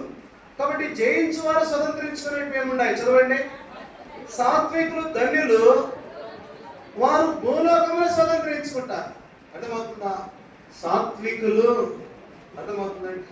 సాత్వికులు ధన్యులు, వారు భూలోకమును స్వతంత్రించుకుంటారు. కనుక సాత్వికులుగా జయించేవారు ఎవరంటే సాత్వికులుగా ఉండేవారు, సహనం కలిగినటువంటి వారు, ప్రియమైన వలన వారు మాత్రమే జయించేవారు. అందుకంటాడు 11:29 అంటాడు. మత్తయి సువార్త 11:29 అంటాడు, నేను సాత్వికుడను దీన మనసు గలవాడను, నా వద్దకు వచ్చి నేర్చుకుని అంటాడు. నా వద్దకు వచ్చి నేర్చుకోమంటున్నాడు. కనుక ప్రియమైన వలన సాత్వికులు ధన్యులు, వారు భూలోకమును స్వతంత్రించుకుందరు. మత్తయి సువార్త 19:29 చూడండి. మత్తయి సువార్త 19వ అధ్యాయం 29వ వచనం. నా నామము నిమిత్తము తండ్రినైనను పిల్లలైనను భూములనైనను ఇండ్లనైనను విడిచిపెట్టిన ప్రతి వాడును 100 రెట్లు పొందును. ఇది కాక నిత్య జీవములు ఏం చేస్తాడట? స్వతంత్రించుకుంటాడు. కనుక వీరిపైన కూడా నీకు చేయముండాలి, ప్రియమైన వలరా. కాబట్టి వీటిని ఏమో చెప్తున్నాడు? నా నామము నిమిత్తము, దేవుని కొరకై, ప్రియమైన వలన అన్నింటినీ కూడా విడిచిపెట్టిన ప్రతి వాడు దేవుని కొరకై విడిచిపెట్టాలి. అప్పుడే ఏం స్వతంత్రించుకున్నాడంట? నిత్య జీవాన్ని స్వతంత్రించుకుంటాడు. జయించువాడు భూలోకమును స్వతంత్రించుకుంటున్నాడు. జయించువాడు వీటన్నిటిని విడిచిపెట్టి నిత్య జీవమును స్వతంత్రించుకుంటాడు. కాబట్టి నిత్య జీవమును స్వతంత్రించుకునేది ఎవరంటే ప్రియమైన వల్ల వీటిని విడిచిపెట్టడానికి కూడా సిద్ధపడాలి. దేవుని నామము నిమిత్తము, దేవుని కొరకై ప్రియమైన వల్ల చూడండి మరొకసారి, నా నామము నిమిత్తము ఎవరినట? అన్నదమ్ములనైనను, తండ్రినైనను, తల్లినైనను, పిల్లలనైనను, భూములనైనను, ఇండ్లనైనను విడిచిపెట్టిన ప్రతివాడు, భూములు ఇండ్లు సరే అండి, భూములైనను ఇండ్లైనను ప్రభు నామము నిమిత్తము విడిచిపెట్టిన ప్రతి వాడు కూడా నిత్య జీవమును స్వతంత్రించుకుంటాడు. వీరే ఆలయంలో, దేవుని యొక్క ఆలయంలో జయించిన వారుగా ఒక స్తంభముగా ఉండేది. చూడండి, ఇంకొక మాట చూద్దాం దేవుని వాక్యంలో నుండి. ప్రియమైన 25 మత్తయి సువార్త 25వ అధ్యాయం 34వ వచనం. 25వ అధ్యాయం 34వ వచనంలో కూడా ఏమంటాడంటే ఒక మంచి మాట. అప్పుడు రాజు, నా తండ్రి చేత ఆశీర్వదింపబడిన వారులారా, లోకము పుట్టినది మొదలుకొని మీ కొరకై సిద్ధపరచబడిన రాజ్యమును స్వతంత్రించుకొనుడి. అర్థమవుతుంది? సిద్ధపరచబడిన రాజ్యం. కనుక ప్రియమైన వారులారా, లోకము పుట్టినది మొదలుకొని మీ కొరకు, మన కొరకు ఏం చేశాడు దేవుడు? సిద్ధపరిచిన రాజ్యమును స్వతంత్రించుకోవాలి. కాబట్టి ఆ రాజ్యంలో స్వతంత్రించుకోవాలంటే జయించాలి. అనిత్య జీవనం స్వతంత్రించుకోవాలంటే జయించాలి. ఈ భూలోకమును స్వతంత్రించుకోవాలంటే జయించాలి. జయించేవారు ఉండాలంటే విశ్వాసం ఉండాలి. జయించేవారు ఉండాలంటే ఒక స్తంభంగా ఉండాలి. ప్రియమైనటువంటి వలన జయించలేకపోతే అక్కడ ఏదో ఒక మాట 40 ఉంటాడు. అప్పుడు ఆయన ఎడమ వైపు ఉన్న వారిని చూచి, శపింపబడిన వారులారా, ఎవరంటే మీరు? నన్ను విడిచి అపవాదికిని వాని దూతలకు సిద్ధపరచబడి. ఎవరికైతే అగ్నిగుండము, ఎవరికైతే నరకం అంటే అపవాది కొరకే సిద్ధపరచబడింది. అపవాది కొరకు, వారి దూతల కొరకు సిద్ధపరచబడింది. అయితే ఎవరు పెడుతున్నారంటే దేవుణ్ణి విడిచిన వారు. నన్ను విడిచి అన్నాడు దేవుడు. నన్ను విడిచావు, నన్ను మరిచావు. అర్థమవుతుంది? నన్ను విడిచి మరిచావు కనుక అపవాదికి వారికి సిద్ధపరిచిన నిత్యాగ్నిలోనికి పోవడంటున్నాడు దేవుడు. చూశారండి? కనుక ఈ మధ్యాహ్న కాలం ప్రియ సహోదరి సహోదరుడా, నిజంగా ప్రేమించిన వారి ద్వారా వీటన్నిటిలో ఏగా చెప్పండి, అత్యధికమైన విషయాన్ని పొందాలి. అత్యధికమైన విషయమును పొందిన వారముగా, జయించిన వారముగా నిత్య జీవాన్ని స్వతంత్రించుకోవాలి. చూడండి, ఒక మాట ఉంది దేవుని వాక్యంలో మనం గమనిస్తే ప్రియమైన వలన ఎప్పుడైతే మనం చేయిస్తామో ఆయన యొక్క కుమారులుగా ఉంటాం. అర్థమవుతుందా? ఆయన కుమారులుగా ఉంటాం. ఆయన కుమారులుగా ఉండక మునుపు ఏం చేయాలన్నట్టు కొన్ని విషయాలు చూస్తూ వచ్చాం మనం. ఆయన కుమారుడుగా ఉండక మునుపు ముందుగా మనం ఏం కావాలి? శిష్యులముగా పిలువబడ్డాం. సర్వలోకంకి వెళ్ళి సర్వస్తికి సువార్తను ప్రకటించబడి అనేకులు ఏం చేయాలంట? శిష్యులుగా చేయమన్నాడు. అనేకులు శిష్యులుగా చేయబడాలి. కాబట్టి మనం చాలా సంగతులు చూస్తొచ్చాము. శిష్యులుగా ఉండవలసిన వారు ఏం చేయాలన్నాడు? ఆయననే ప్రేమించాలి అన్నారు. శిష్యులుగా ఉండవలసిన వారు ఎవరంటే ఆయనను మాత్రమే ప్రేమించాలి, అప్పుడైనా శిష్యులుగా ఉంటాం. తర్వాత ఆయనను మాత్రమే వెంబడించాలి, అప్పుడే శిష్యులుగా ఉంటాం. కాబట్టి ఆయన కొరకు అన్నింటినీ విడిచిపెట్టాలి, అప్పుడే శిష్యులుగా ఉంటాం. ఆయన కొరకు ఒకరినొకరు అందరినీ ప్రేమించేవారై ఉండాలి, అప్పుడే శిష్యులుగా ఉంటాం. తర్వాత మనం ముగింపులోనికి వస్తే ఒక మాట చూసుకొచ్చాం. యోహాను సువార్త 15వ అధ్యాయము 8వ వచనంలో మనము చదవండి. యోహాను సువార్త 15వ అధ్యాయము 8వ వచనంలోకి వచ్చినప్పుడు ఒక మాట 5వ విషయం ఏం చూసుకొచ్చామంటే, ఒక శిష్యుడుగా భూమి మీద ఉండవలసినటువంటి మనమందరం కూడా శిష్యుడుగా ఉండి, దాసుడుగా ఉండి, స్నేహితుడుగా ఉండి ఆయన కుమారుల్లోనికి చేరాలి. ఆయన కుమారునిగా ప్రియమైన వలన అన్నిటిపైన అధికారం పొందిన వారుగా ఉండాలి. కుమారునికి అన్నిటికీ అధికారం ఉంటుంది. కనుక అటువంటి కుమారత్వంలోనికి మనం వెళ్ళాలంటే ముందుగా శిష్యుడుగా ఈ 5 సంగతుల్లో మనం పరిపూర్ణం కావాలి. 5 సంగతులు మనం కలిగి ఉండాలి. ఇందులో ఒకటి తక్కువైనా కూడా ప్రభు వచ్చేంత వరకు కూడా ఇంకా శిష్యులుగా ఉండిపోయే వరకు ఉంటాం. అర్థమవుతుందండి? కనుక ప్రేమ వలన ఈ 5 సంగతులు మనం చూసుకొచ్చాం గడిచినటువంటి దినాలలో. కాబట్టి చివరికి 5వది ఏంటంటే, చదవండి 15వ అధ్యాయం యోహాను సువార్త. మీరు బహుగా ఫలించడం వలన తండ్రి మహిమపరచబడును. ఆయన 5వ విషయం మీదిగా ఆయన శిష్యులు ఉంటాయి. 5వ సంగతి, ఎవరు ఆయన శిష్యులుగా ఉంటారంటే ఫలించేవారు. అర్థమవుతుందా? ఆయనను ప్రేమించి, ఆయనను వెంబడించి, ఆయన కొరకు విడిచిపెట్టి ఆయన వల్ల అందరినీ ప్రేమించినప్పుడు శిష్యులుగా అయినారు. అయితే చివరిగా ఇది ఏంటంటే ఆయన కొరకు ఫలించాలి. చెప్పండి, ఏం చేయాలి? ఆయన కొరకు ఫలించాలి, బహుగా ఫలించాలి. బహుగా ఫలించాలి. ఎన్నంతలు ఫలించాలి చెప్పండి? ఎన్నంతలు ఫలించాలి? 100 అంతలుగా, 60 అంతలుగా, 30 అంతలుగా ఫలించాలి కదా? అంతే కదా? అర్థమవుతుందండి? మత్తయి సువార్తలో మాట రాయబడింది. ఏం రాయబడింది? చూడండి, ఏం రాయబడింది? 100 అంతలుగా, 60 అంతలుగా, 30 అంతలుగా. అంటే తగ్గుతూ వస్తుంది. మొదట్లో ఉన్నటువంటి ఆత్మీయత, మొదట్లో ఉన్నటువంటి ఆ ప్రేమ నిరంతర ఫలం కలిగినటువంటి జీవితము, పరిపూర్ణమైన నిండైన జీవితము ఏమంత వచ్చిందంటే రాను ఏమైంది? 60 అంతలకు వచ్చింది, తర్వాత 30కి వచ్చింది. చూసారంటే అలా కాదు. ప్రేమ వల్ల 30 నుంచి 60కి, 60 నుంచి ఏం కావాలి? 100 అంతలు ఫలించాలి, బహుగా ఫలించాలి, శిష్యులుగానే ఫలించాలి. శిష్యులుగా ఉంటూ దేవుని కొరకై బహుగా ఫలించినప్పుడే ప్రియమైన వలన దాసులుగా చేయబడతాం. చూడండి, దేవుని వాక్యంలో మనం గమనిస్తే ఎవరు ఫలించారు? దేవుని వాక్యంలో పరిశుద్ధ గ్రంథంలో ఫలించిన వారు ఎవరు చెప్పండి? ఫలించిన వారి గురించి ఒక చక్కని మాట రాయబడింది. ఎవరు చెప్పండి? ఒక భక్తుడి పేరు చెప్పండి, ఒక నీతిమంతుడి పేరు చెప్పండి. యేసేపు. చూసారా? యేసేపుకి ఏం చెప్పారు? ఫలించెడి కొమ్మ. చూసారండి, ఎక్కడ ఫలించినాడు? ఊట యొద్ద ఫలించినాడు. ఊట యొద్ద ఫలించెడి కొమ్మ అని రాయబడింది. యేసేపు ఫలించెడి కొమ్మ. అర్థమవుతుందా? యేసేపు ఫలించాడంటే ఎన్ని విధానాల్లో ప్రియమైన తాను ప్రభుత్వంతో వచ్చాడు, ఎన్ని విధానాల్లో తాను ప్రియమైన వల్ల శ్రమ పొందుతూ వచ్చాడు. కాబట్టి యేసేపు ఫలించెడి కొమ్మ. ఆదికాండం 49వ అధ్యాయము 22వ వచనం. ఆదికాండము 49 యేసేపు ఫలించెడి కొమ్మ. ఎలా ఫలించాడు? ప్రియమైన ఫలించడానికి గల కారణాలు చాలా ఉన్నాయి.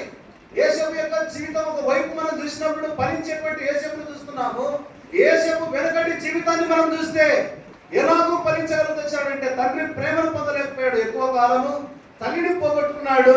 అలాగే తన యొక్క కుటుంబం యొక్క ప్రేమను కూడా నోచుకోలేకపోయాడు. ద్వేషాన్ని రుచి చూస్తూ వచ్చాడు. ద్వేషము, అసూయ తన జీవితంలో ప్రియమైన అన్నింటినీ చూస్తూ కష్టాన్ని, శ్రమలు, అవమానాలు, నిందలు, బాధలు, ప్రియమైన చెరసాల జీవితము, ఒంటరి జీవితము, అనేకమైనటువంటి పరిస్థితులు తాను భరిస్తూ వచ్చాడు. అందుకే యేసేపు ఏమైనా చెప్పండి, ఫలించడు కొమ్మగా అయ్యాడు. ప్రియమైన వాళ్ళ తను బాలుడుగా ఉన్నప్పుడే ఆదికాండం 37వ అధ్యాయంలో మనం గమనిస్తే తన తండ్రి అందరికంటే కూడా యేసేపుని ఎక్కువగా ప్రేమించాడు. ఆ ప్రేమ ఎక్కువ కాలం లేదు. అర్థమవుతుందా? ప్రియమైన వలన తన అన్నలు కూడా ఆయన ఏం చేశారు, పగబట్టిరి, మరీ పగబట్టిరి, మరింత పగబట్టిరి, అసూయపడిరి, అమ్మి వేసిరి. చూసారంటే అసూయపడి ఏం చేసినారు, అమ్మి వేసినారు. ప్రియమైన వలన ఎంతగా నలిగిపోయి ఉంటాడు. తన తండ్రి ప్రేమతో తెచ్చినటువంటి వస్త్రం వేసుకొని తన అన్నలకు ఆహారం తీసుకొని వెళితే ప్రియమైన ఏం చేశారు, రాగానే ఏం చేశారు అన్నారు చెప్పండి, ముందు వస్త్రాన్ని తీసేశారు. చూసారా, తను వేసుకున్న వస్త్రాన్ని తీసేశారు, గుంటలో పడవేశారు. చూసారా, ప్రియమైన వలన ఎవరో బయటి వారు అయినా సొంత అన్నలే యేసేపును ప్రియమైన వలన తృణీకరించినప్పుడు, సొంత అన్నలే యేసేపును గాయపరుస్తున్నప్పుడు, యేసేపును బాధపెడుతున్నప్పుడు వారు మాట్లాడుకునే మాటలు వింటున్నాడు. అర్థమవుతుందా? వారు మాట్లాడుకునే మాటలు, ద్వేషంతో కూడిన మాటలు వింటున్నప్పుడు ఎంతగా నలిగిపోయింటాడు యేసేపు. నూరంతలుగా ఫలించాడు, బహుగా ఫలించగలుగుతూ వచ్చాడు. చూడండి, దేవుని వాక్యంలో మనం గమనిస్తే ప్రియమైన వలన యేసేపు ఏమైనా చెప్పండి, ఫలించేది కొమ్మగా ఉంటున్నాడు. ప్రియమైన వలన మనము దేవుని వాక్యంలో గమనిస్తే సంఖ్యాకాండం 14వ అధ్యాయం 6వ చదువుకోండి. సంఖ్యాకాండం 14వ అధ్యాయం 6వ వచనంలో యాకోబుకు 12 మంది కుమారులు, అయితే 12 మంది కుమారుల జీవితంలో ఫలాలు లేవు, అయితే బహుగా ఫలించిన వాడు మాత్రమే యేసేపు. చూస్తున్నాం, 12 మంది కుమారులు ఫలించిన వాడు యేసేపు. ప్రియమైన వారు కూడా ఉన్నారు, కానీ ఈ మాట మాత్రమే యేసేపు రాయబడుతుంది, ఫలించడి బొమ్మ. 12 మంది కుమారులు తను ఒక్కడు మాత్రమే ఫలిస్తూ వచ్చాడు. సంఖ్యాకాండం 14:6 చదవండి. సంఖ్యాకాండం 14:6 వచనంలో ఆ యొక్క కనాను ఎలాగుందో చూసి రమ్మని మోసే 12 మంది గోత్రకర్తలను పంపించినప్పుడు, 12 మందిని వేగుల వారిగా పంపించినప్పుడు, ఆ యొక్క పాలు తేళ్లు ప్రవహించే కనాను చూసి వచ్చినప్పుడు ప్రియమైన వారు 10 మంది కూడా ఏం చేశారు చెప్పండి, 10 మంది కూడా చెడ్డ వార్తలు చెబుతూ వచ్చారు. అమ్మో, అక్కడ నిర్వీర్యులు ఉన్నారు, అక్కడ ఉన్నత దేహులు ఉన్నారు, వారి దృష్టికి మేము మిడతల వలె కనపడుతున్నాం, వారు మనం మింగివేస్తారు, వారికి మనం ఆహారం అవుతాం. 10 మంది కూడా భయంకరమైనటువంటి చెడ్డ వార్త తీసుకొచ్చారు. కానీ ఇద్దరు మాత్రమే, చెప్పండి, ఇద్దరు మాత్రమే ఫలించలేనటువంటి మాటలు చెప్పుకొచ్చారు. ఎవరు చెప్పండి? యెహోషువ, కాలేబు. 12 మందిలో ఇద్దరు మాత్రమే దేవుడు అనుగ్రహించిన స్వాస్థ్యాన్ని పొందుతూ వచ్చారు. వారిద్దరు మాత్రమే ఫలించిన వారిగా కనబడుతున్నారు.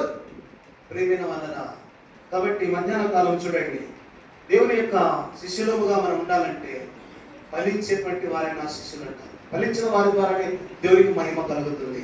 కాబట్టి వారిద్దరే, ఆ 12 మందిలో వారిద్దరు మాత్రమే మంచి వార్తను తీసుకొచ్చారు. చూడండి, 17వ అధ్యాయం 8వ వచనంలో, ఈ 17వ అధ్యాయం 8వ వచనంలో కూడా ఏం రాయబడిందంటే దేవుని యొక్క సన్నిధిలో అక్కడున్నటువంటి వారందరూ కూడా సమస్యగా ఏర్పడుతూ వచ్చింది. అక్కడ చదవండి, అక్కడ ఏం రాయబడిందంటే 14వ అధ్యాయం 6వ వచనంలో దేవుని యొక్క సన్నిధిలో 17వ అధ్యాయం 8వ వచనంలో అక్కడ ఆ 12 మంది గోత్రకర్తలకు మళ్ళా సమస్య వచ్చింది. 12 మంది గోత్రకర్తలు మోసే అహరోను మీదకి దిగారు. మోసే అహరోను మీదకి వారు దిగారు. అందరూ పరిశుద్ధులే, దేవుని సన్నిధిలో అందరూ ఒకటే, అందరూ పరిశుద్ధులే, అర్థం మిమ్మల్ని మీరే సర్వ సమాజానికి గొప్పగా ఎంచుకోవద్దండి అని అనేక రకాలుగా మాట్లాడుతూ వచ్చినప్పుడు దేవుడు మాట్లాడాడు. గోత్రానికి ఒక కర్ర చొప్పున 12 మంది 12 కర్రలు తీసుకురామని చెప్పాడు దేవుడు. ఒక్కొక్క గోత్రానికి ఒక కర్ర చొప్పున 12 గోత్రం వారు 12 కర్రలు తీసుకొస్తే లేవి గోత్రానికి అహరోను యొక్క కర్రలు ఇస్తూ వచ్చారు. 12 కర్రలు మూట కట్టి, 12 కర్రలు కట్టగట్టి పరిశుద్ధ సన్నిధికి తీసుకొచ్చినప్పుడు, అతి పరిశుద్ధ స్థలంలోకి తీసుకొచ్చినప్పుడు ఏం జరిగింది చదవండి. అక్కడ మోసే సాక్షపు గుడారంలోనికి వెళ్ళి చూడగా లేవి కుటుంబముదైన అహరోను కర్ర చిగురిచిండెను, పువ్వులు పూసి పాదములు పనులదాయను. చూసారండి, అక్కడ అహరోను కర్ర ఒకటి మాత్రమే చిగురించింది, అహరోను కర్ర మాత్రమే ఫలించింది. లేవి గోత్రములకు చెందిన అహరోను కర్ర మాత్రమే అక్కడ ఫలించింది. 12 గోత్రముల కర్రలు పెట్టినా కూడా ఫలించే జీవితం మనలో ఉండాలి. ఎవరు లేవి అంటే దేవుని సేవించేవారు, ఎవరు లేవి అంటే దేవుని కొరకు ప్రయాసపడేవారు, ఎవరు లేవి అంటే దేవుని కొరకై పరిగెత్తేవారు. దేవుని కొరకై అన్నింటినీ సహించేవారు, దేవుని కొరకై ఫలించేటువంటి జీవితం కలిగిన వారు. అందుకే ఆ కర్ర మాత్రం ఏమని చెప్పండి, చిగురించింది, ఫలించింది, పాదులు కాయలు కాసుకొచ్చింది. ప్రేమైన వలన ఫలించే వారే దేవునికి శిష్యులుగా ఉంటారు. మిగతా 11 కర్రలు ఏమైనా చెప్పండి, ఫలించాలి. కేవలం లేవి కర్ర మాత్రమే ఫలించి. చూడండి, దేవుని వాక్యంలో మనం చూస్తే ఇశ్రాయేలు ప్రజలందరూ కూడా 6 లక్షల మంది బయలుదేరితే, 6 లక్షల మంది పాదచారులు బయలుదేరితే కేవలం ఇద్దరేనండి. అర్థమవుతుందా? వారే శివ, వారు మాత్రమే. చూసారా, వారు మాత్రమే ఫలభరితమైన జీవితాలు కలిగిన వారుగా ఉంటూ వచ్చారు. చూడండి, ఇంకొక మాట చూస్తే మొదటి సమూయేలు గ్రంథం 16వ అధ్యాయం 11 వచ్చిన మొదటి సమూయేలు గ్రంథము 16వ అధ్యాయము 11 వచ్చిన చూడండి.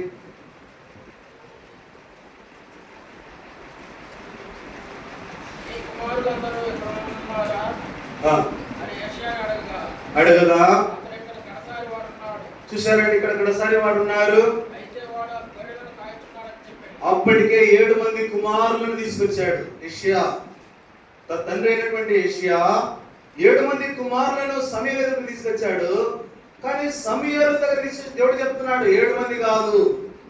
అప్పుడు సమూయేలు అన్నాడు, వీరేనా ఇంకెవరున్నా అంటే, ఉన్నాడు ఒకడు కడసారి వాడు. చూసారంటే ఆయనకు 8 మంది కుమారులు అయితే ఎవరు ఫలించిన జీవితాన్ని చూస్తాం చెప్పండి? ఎవరిలో ఫలించిన జీవితాన్ని చూస్తాము? ప్రియమైన వలన దావీదు యొక్క జీవితం. దావీదు మాత్రమే అభిషేకించబడ్డాడు, దావీదు మాత్రమే ఫలభరితమైన జీవితం కలిగిన వాడుగా వచ్చాడు. కనుక ప్రియమైన వలన మన జీవితంలో మనం కూడా గమనించాలి.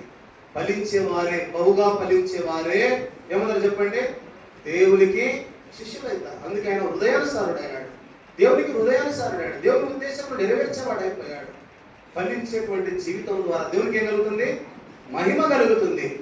ఫలించేటువంటి జీవితం ద్వారా దేవునికి మహిమ కలుగుతుంది. వారి దేవుని శిష్యులు. కనుక ఈ మధ్యాహ్న కాలము ప్రభు పల్లాలో చేయలే మునిపే నిజంగా ఎలా ఉంది? శిష్యులుగా మనం సంపూర్ణంగా ఈ 5వ స్థితిలోకి వచ్చామా? బహుగా ఫలించే వారంగా ఉంటున్నామా? ఫలాలు లేని అంజరపు చెట్టు వలె ఉన్నామా? ఏం చేశాడు? దేవుడు ఆశతో వచ్చాడు, ఆకలి అవుతుంది దేవునికి, ఆశతో వచ్చాడు, ఆకలితో వచ్చాడు.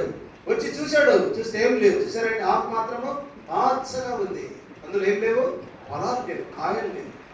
దేవుడు ఏం చేశాడు? చెట్టును చెప్పండి, శపించి చేశాడు. ఎండిపోయి వేర్లతో సహా ఎండిపోతూ వచ్చింది. ప్రియమైన వలన ఫలించేటువంటి వారంగా ఉండాలి. చూడండి, దేవుని వాక్యంలో మనం గమనిస్తే ఎక్కడ ఫలించాడు చెప్పండి? చదవండి అన్నమాట. యేసేపు ఫలించాడు కొమ్మ. ఎక్కడ ఫలించినాడు? ఊట యొద్ద. ఎక్కడ ఫలించాడు చెప్పండి? ఊట యొద్ద ఫలించాడు కొమ్మ. ఎవరు ఈ ఊట చెప్పండి? ఎవరు ఊట?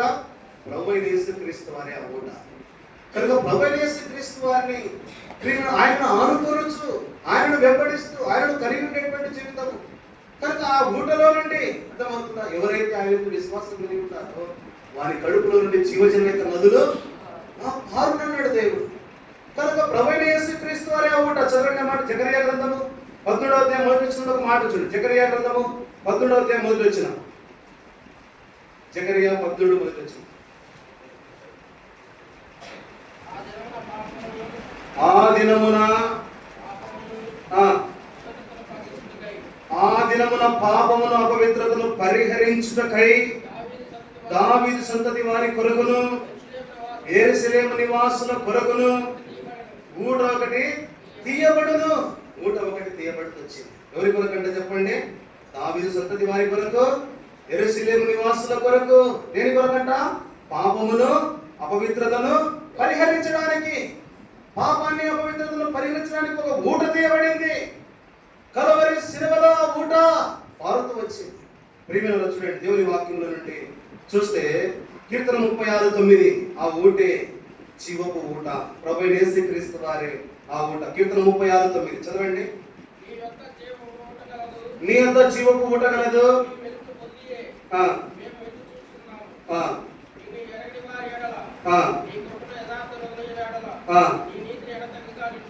కాబట్టి ప్రియమైనటువంటి వలన ప్రభువైన యేసుక్రీస్తు వారే ఆ జీవపు ఊటగా ఉన్నాడు. ప్రభువైన యేసుక్రీస్తు వారే ఆ ఊట. కాబట్టి చూడండి, ఆ మాటలు మనం చూస్తే చదవండి మాట మరోసారి చదవండి. 9వ వచనము. నీ యొద్ద జీవపు ఊట కలదు, నీ వెలుగును పొందియే వెలుగును చూచుచున్నాము. నిన్ను ఎరిగిన వారి ఎడల నీ కృపను.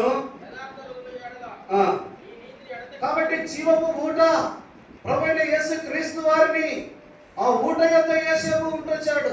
ఆ ఊట యొక్క యేసేపు ఫలిస్తూ వచ్చాడు. కనుక ప్రభువైన యేసు క్రీస్తు వారిని జీవితంలో నీ కుటుంబంలో వ్యక్తిగతంగా కుటుంబముగా నువ్వు కలిగి ఉండాలి. అప్పుడే నువ్వు సంఘముగా నువ్వు ఫలించగలుగుతావు. ఆ ఊటను కలిగి ఉండాలి. ఆ ఊట ఎత్తను నాటబడి ఉండాలి. ఆయన ఆలయంలో జయించే వారిని స్తంభముగా ఉంచాడు. కనుక ఆ ఊట ఎత్తను నాటబడినప్పుడే ప్రియమైన వారిని ఫలించేవాడుగా ఉంటావు. చూడండి, ఇర్మియా గ్రంథం 2వ అధ్యాయం 11వ వచనంలో ఏం రాబడిందంటే, ఆ జీవజలము ఊటను ఏం చేశారంట? విడిచిపెట్టారు. ఆ ఊటను విడిచిపెట్టారు. చదవండి మాట. నా జనులు 2 నేరములు చేసి ఉన్నారు.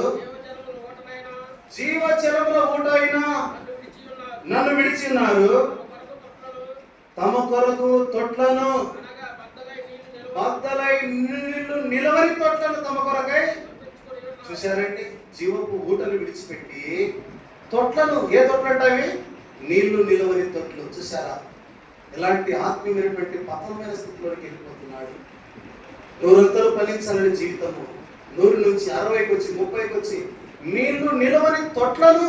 చూసారండి, నీళ్లు నిలవని తొట్లలోకి వెళ్ళిపోతుంది ప్రియమైనటువంటి వలన. కాబట్టి మధ్యాహ్న కాలము నిజంగా యేసేపు ఊట యొద్ద ఫలించేవాడు ఉన్నాడు. 17వ అధ్యాయం 17 వచ్చింది.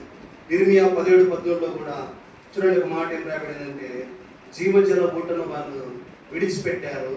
తర్వాత 17:14లో మంచి మాట చూడండి. 17వ అధ్యాయం 17 వచ్చింది. ఇశ్రాయేలుకు ఆశ్రయమా యెహోవా, నిన్ను విసర్జించిన వారందరూ సిగ్గునందుదురు.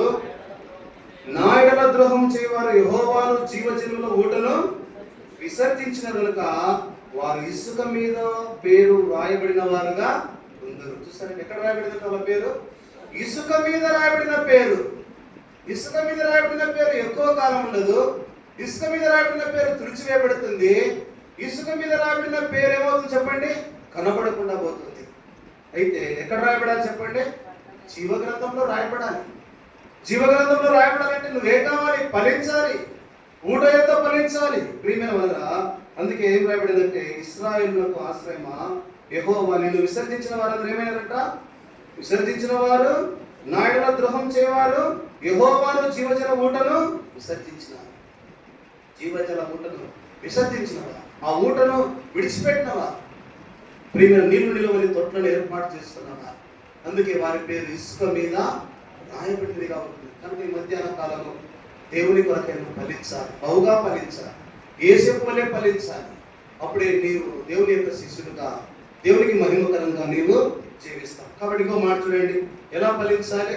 ఒక మాట చూసుకొని మార్క్స్ వార్త 4:20 చూడండి. ఇప్పుడు చూడండి, మార్క్స్ వార్త 4:20 మన జీవితంలో ఎప్పుడైతే జీవజలం యొక్క ఊటను ఆనుకొని మనం జీవిస్తామో ఎలాంటి ఫలాలు ఫలిస్తాము.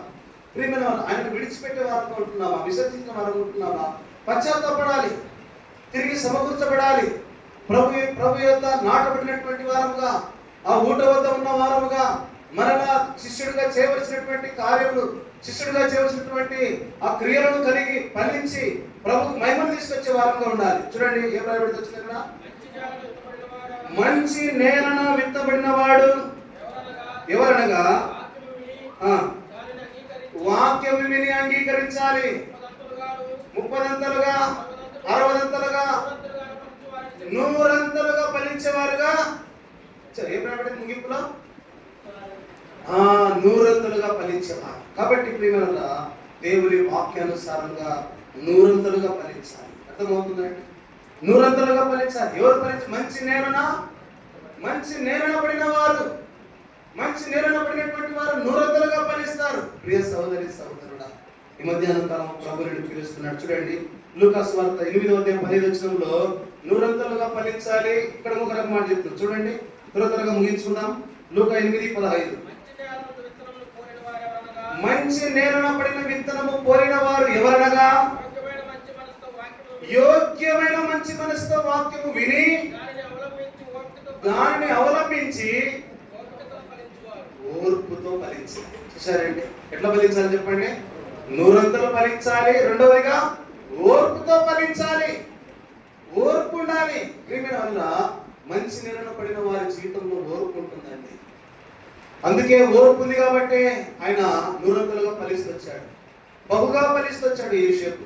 ఎంత ఓర్పు ఉంది యోసేపు జీవితంలో, ప్రియమైన వల్ల. కాబట్టి చూడండి, దేవుని వాక్యములో ఓపికతో ఫలించాలి, నూరంతలు ఫలించాలి. యోహాను సువార్త 12:24, యోహాను సువార్త 12:24 వచ్చినప్పుడు చూడండి, 12:24లో అక్కడ గోధుమ గింజ భూమిలో పడి ఓర్పుతో ఫలించాలి, చచ్చిన వారముగా ఉండాలి. ఎట్లా చెప్పండి, ఈ భూమి మీద మనం ఎట్లా చెప్పండి?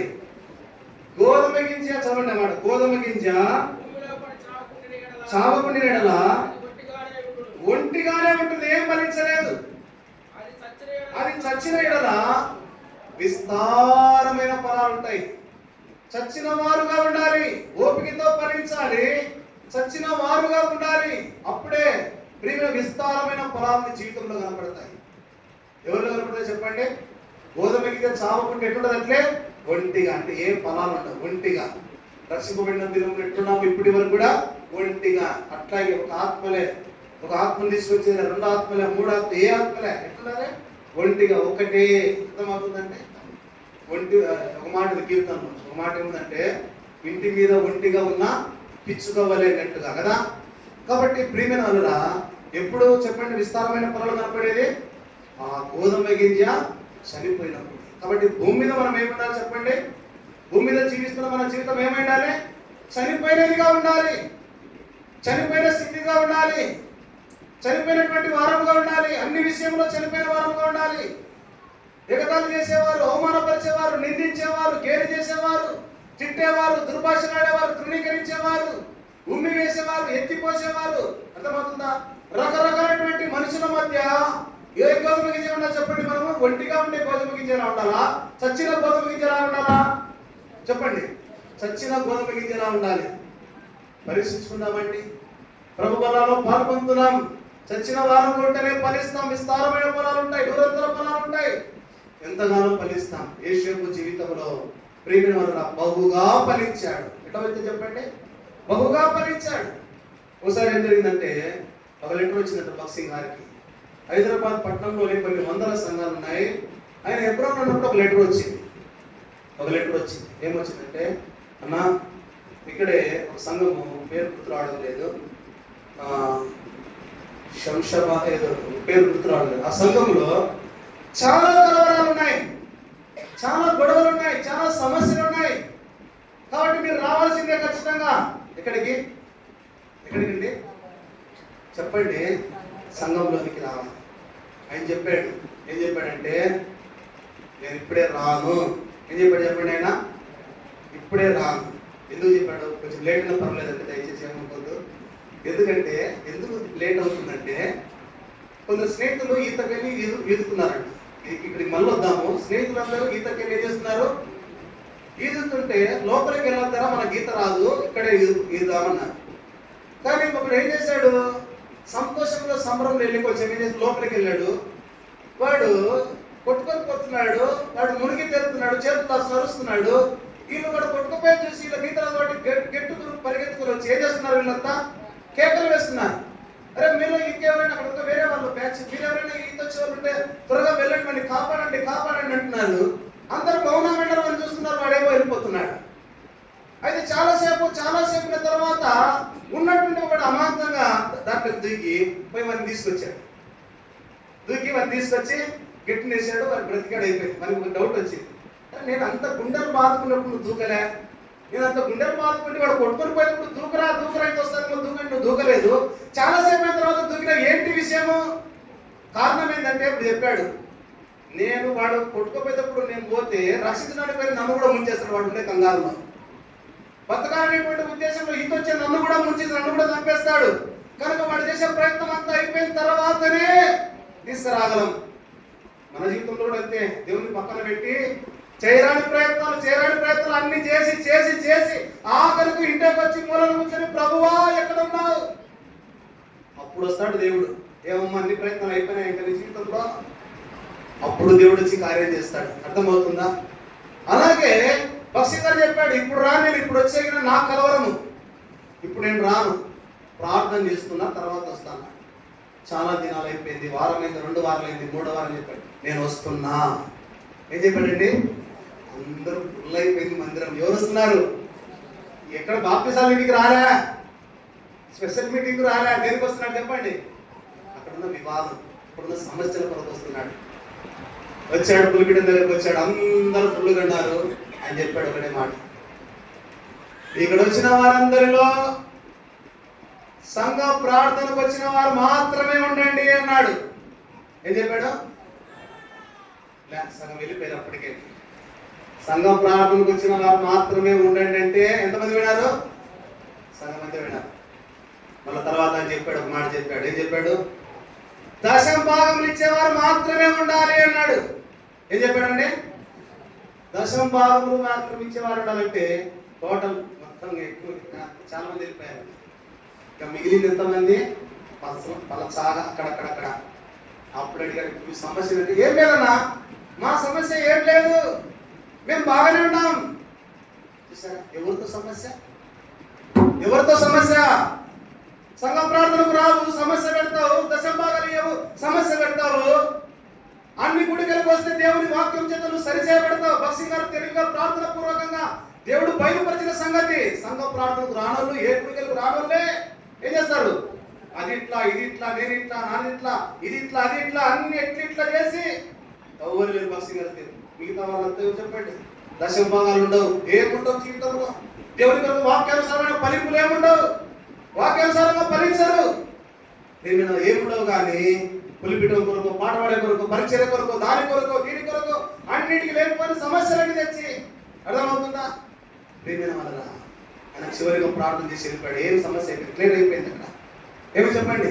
సమస్య క్లియర్ అయిపోయింది.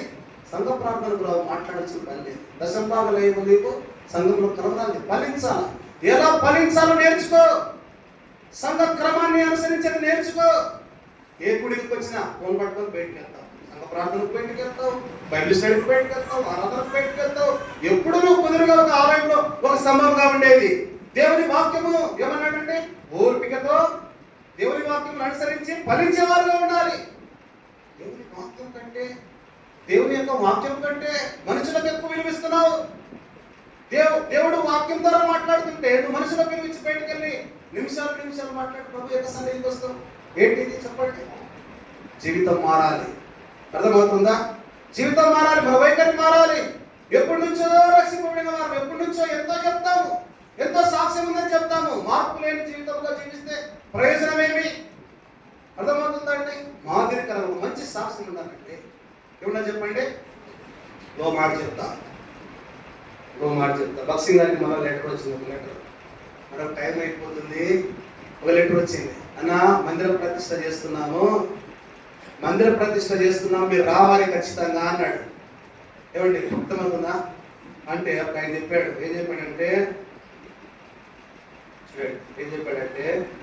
నేను మందిర ప్రతిష్టకు రావట్లేదు అన్నాడు.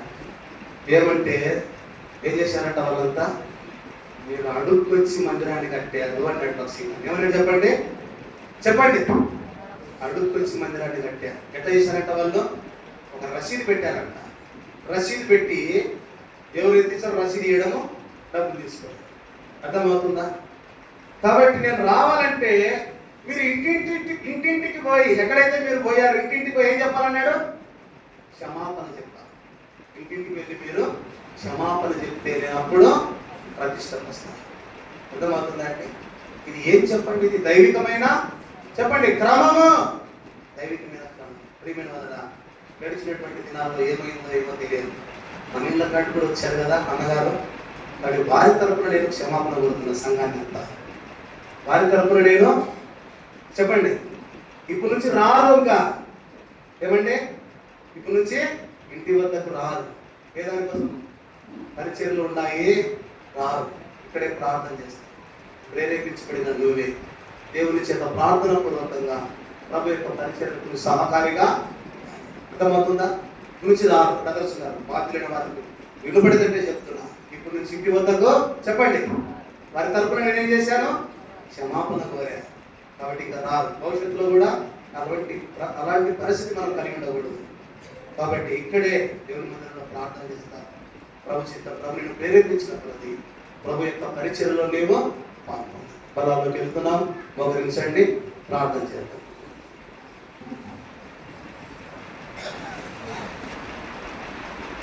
పరిశుద్ధుడైన తండ్రి, దైవ దైవానికి స్తోత్రములు చెల్లిస్తున్నాం. దైవ కరుణించు.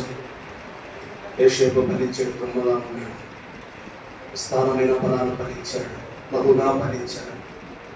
మా జీవితంలో ఫలించలేని వారంగా ఉంటున్నాం. గోధుమ గింజ నీళ్ళలో పడి చౌటు నీడని అది లాగు ఫలించుకున్నా చనిపోయినటువంటి వారు మా ప్రభు నిమిత్తమై దేవా నీ కొరకు నూరంతల ఫలాలు ఫలించాలి, నీకు మహిమకరంగా ఫలించాలి. సహాయపడు. అయోగ్యంగా నీ మనలో పాల్పొందుకు సహాయం చేయి. కృప చూపు తండ్రి. అయోగ్యంగా పాల్పొందకుండా సహాయం చేయి. పరిగణించమని యేసుక్రీస్తు నామమున ప్రార్థించండి, అడిగి వేడుకొంచున్నాం తండ్రి. ఆమేన్.